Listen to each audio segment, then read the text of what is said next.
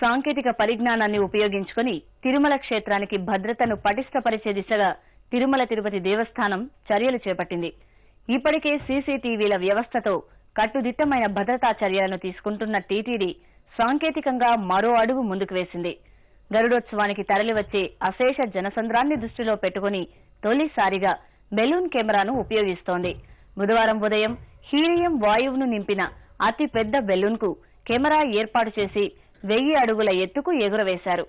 ఈ కెమెరా తిరుమలలో 3 కిలోమీటర్ల పరిధిలోని చిత్రాలను చిత్రీకరిస్తుంది. పగటి సమయంలోనే కాకుండా రాత్రి కూడా ఈ కెమెరా దృశ్యాలను చిత్రీకరించే అత్యాధునిక సౌకర్యం కలిగి ఉండడం మరో విశేషం. ప్రయోగాత్మకంగా ప్రారంభించిన ఈ విధానం విజయవంతమైతే భవిష్యత్తులో దీనిని కొనసాగించాలని టీటీడీ భావిస్తోంది.